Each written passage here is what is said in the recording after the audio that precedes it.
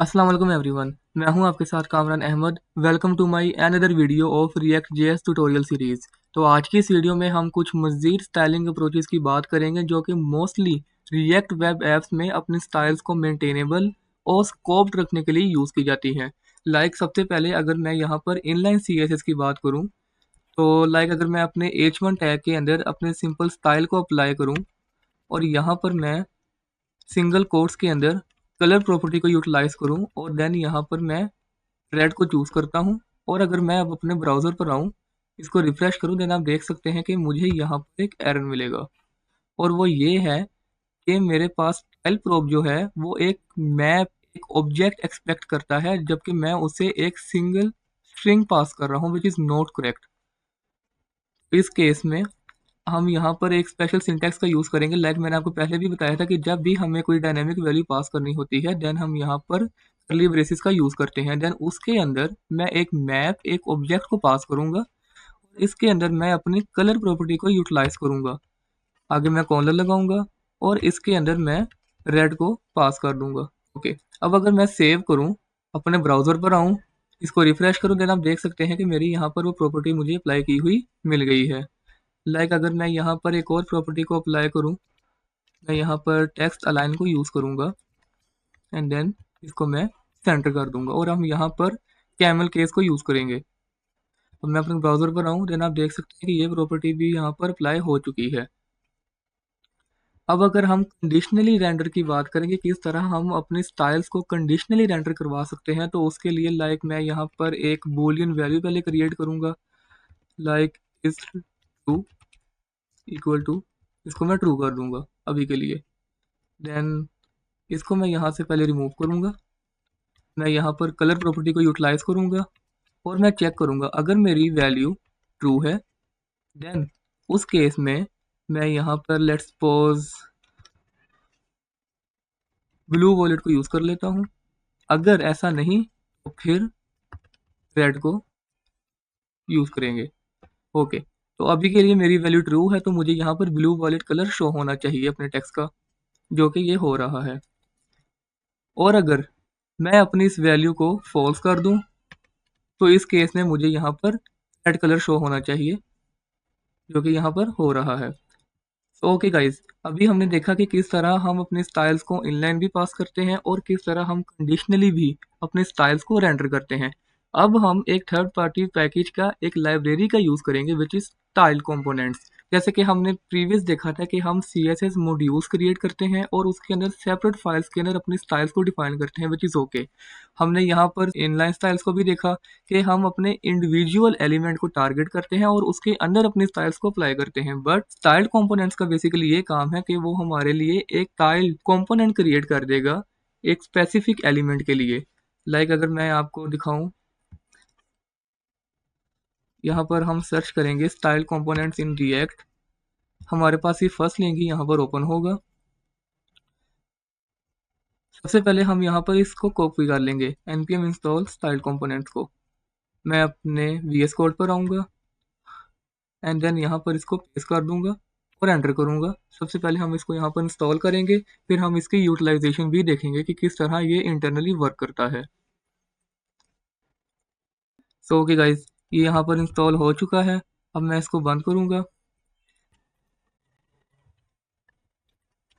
Okay, मुझे इसकी भी ज़रूरत नहीं, मैं इसको भी यहाँ से रिमूव कर दूंगा। अब सबसे पहले मैं यहाँ पर अपने स्टाइल कंपोनेंट्स को इंपोर्ट करूंगा, इंपोर्ट समथिंग फ्रॉम। अब यहाँ पर मैं स्टाइल कंपोनेंट में से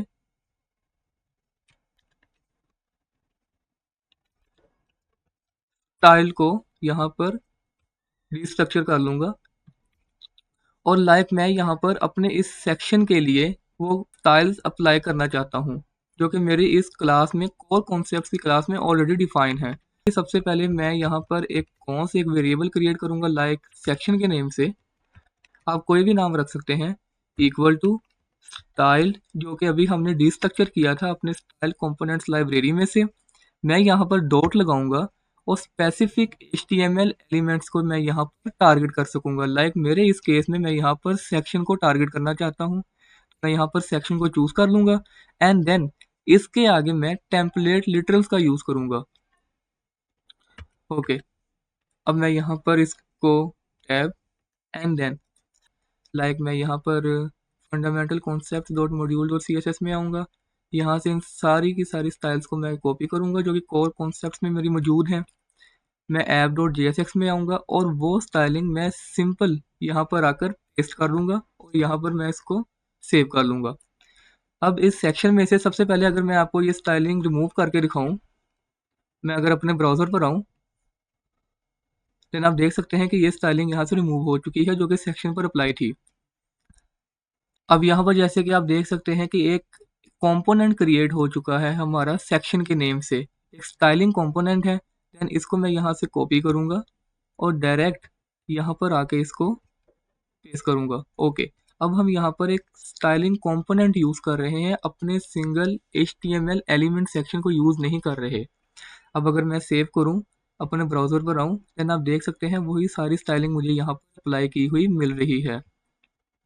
अब अगर मैं यहाँ पर एक और आपको एग्जांपल दूँ, लेट्स सपोज मैं यहाँ पर UL के लिए भी एक कंटेनर क्रिएट करता हूँ, एक कंपोनेंट क्रिएट करता हूँ, style dot let's suppose UL हमारा एलिमेंट है, तो हम यहाँ पर UL को टारगेट करेंगे, टेम्पलेट लिटरल्स का यूज़ करेंगे और मैं यहाँ पर देखूंगा कि मेरी क्लास का नाम .UL, जिसके थ्रू मैं यहाँ पर अपने UL एलिमेंट को टारगेट करके उसके अंदर सारी की सारी स्टाइलिंग अप्लाई कर रहा हूँ। मैं यहाँ पर आके इसको कॉपी करूँगा, ऐप डॉट JSX में आऊँगा, यहाँ पर इसको सिंपली मैं पेस्ट कर दूंगा। अब इस UL कंटेनर को मैं यहाँ से कॉपी करूँगा जो कि मेरा एक स्टाइल कंपोनेंट अब बन चुका है। सबसे पहले मैं यहाँ पर ये स्टाइलिंग रिमूव करके आपको दिखाना चाहूँगा। ये आप देख सकते हैं सारी स्टाइलिंग यहाँ पर ख़राब हो चुकी है। अब इस UL को मैं यहाँ से रिमूव करूँगा और अपने उस UL कंटेनर को मैं यहाँ पर सिंपल पेस्ट कर दूँगा। अब अगर मैं आपको ब्राउज़र पर आकर दिखाऊँ, देन आप देख सकते हैं वही सारी पुरानी स्टाइलिंग मेरे पास अप्लाई की हुई मिल गई है। ये बेसिकली एक थर्ड पार्टी लाइब्रेरी है जो कि रिएक्ट वेब ऐप्स में मोस्टली अपने स्टाइल्स को मेंटेन रखने के लिए और स्कोप में रखने के लिए यूज़ की जाती है। अगर आप चाहें देन आप इन सारी स्टाइल्स को एक सिंगल सेपरेट फाइल में भी यूज़ करके यहाँ पर इंपोर्ट कर सकते हैं और अपने इस JSX कंपोनेंट में यूटिलाइज कर सकते हैं। It is not a big deal. अब हम इसी सेम अप्रोच को अपने header.jsx के लिए भी अप्लाई करेंगे। अगर मैं यहाँ पर आऊँ और उसी इंपोर्ट को यहाँ पर मैं पेस्ट करूँ, ओके, अब यहाँ पर मैं जस्ट लाइक अपने इस हेडर एलिमेंट के लिए वही सेम स्टाइलिंग को अप्लाई करना चाहता हूँ। तो मैं यहाँ पर स्टाइल हेडर, आप कोई भी नेम रख सकते हैं, देन आगे स्टाइल डॉट, अब मैं यहाँ पर हेडर एलिमेंट को चूज़ करूँगा और उसके आगे टेम्पलेट लिटरल्स का यूज़ करूँगा और यहाँ पर अपनी उन स्टाइलिंग को डिफाइन करूँगा। अब मैं यहाँ पर देखूंगा कि हेडर के अंदर मैंने स्टाइल्स डॉट हेडर करके क्लास मैंने जनरेट की हुई है और उसमें अपनी वो स्टाइलिंग डिफाइन की हुई है। अब मैं यहाँ पर let's suppose header dot module dot CSS में आऊँगा, ओके, यहाँ पर आकर मैं स्टाइलिंग को यहाँ से कॉपी करूँगा, अपने हेडर डॉट JSX में आऊँगा और यहाँ पर उन स्टाइलिंग को मैं अप्लाई कर दूँगा। मैं स्टाइल्ड हेडर को यहाँ से कॉपी करूँगा और यहाँ पर आकर इसको मैं पेस्ट कर दूंगा और सिंपल इन स्टाइलिंग को यहाँ से मैं रिमूव कर दूंगा, मुझे इनकी कोई ज़रूरत नहीं। ओके, तो वही सेम स्टाइलिंग अब मैं यहाँ पर अपने H1 टैग के लिए भी अप्लाई करना चाहूँगा। स्टाइल्ड, लेट्स सपोज कोई भी नाम दे देता हूँ, मैं हेड दे देता हूँ, लेट्स सपोज इसको मैं equal to styled dot H1 element को मैं टारगेट करूँगा, टेम्पलेट लिटरल्स का यूज़ करूँगा और इसके अंदर मैं अपने उन स्टाइलिंग को यहाँ पर डिफाइन करूँगा।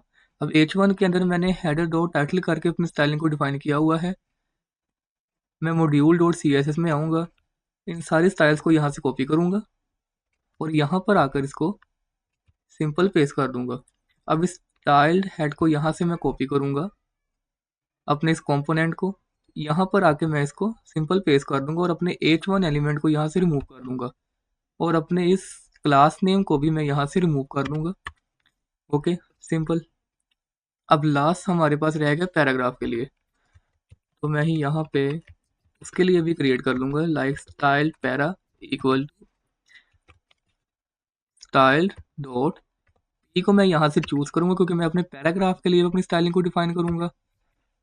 ओके, देन अब यहाँ पर मैं मॉड्यूल CSS में आऊँगा। इस डिस्क्रिप्शन को मैं यहाँ से कॉपी करूँगा, अपनी JSX फाइल में आऊँगा और यहाँ पर आके सिंपल इसको पेस्ट कर दूंगा और यहाँ से अपने इन सब को मैं रिमूव करूँगा, अपने पैराग्राफ टैग को और क्लास नेम को भी, और स्टाइल्ड पैरा कंपोनेंट को मैं यहाँ पर यूटिलाइज कर लूँगा। ओके गाइस, अब मैंने इसको सेव कर लिया है। अब अगर मैं अपने ब्राउज़र पर आऊँ और यहाँ पर रिफ्रेश करूँ, देन आप देख सकते हैं वही सारी स्टाइलिंग मुझे यहाँ पर अप्लाई की हुई मिल रही हैं जो कि पहले मुझे मिल रही थी। तो आज की इस वीडियो में हमने इनलाइन स्टाइलिंग को भी देखा, हमने कंडीशनली किस तरह अपनी स्टाइलिंग को रेंडर करते हैं उसको भी देखा, हमने अपने स्टाइल कंपोनेंट्स को भी देखा कि किस तरह हम स्कोप में रहते हुए अपनी स्टाइल्स को मेंटेनेबल रखते हुए अपने रिएक्ट वेब एप्स में अप्लाई कर सकते हैं। सो ओके गाइज, आज के लिए इतना ही। Thank you so much for watching this video. मैं मिलता हूँ आपसे नेक्स्ट वीडियो में। Till then keep learning and अल्लाह हाफिज़।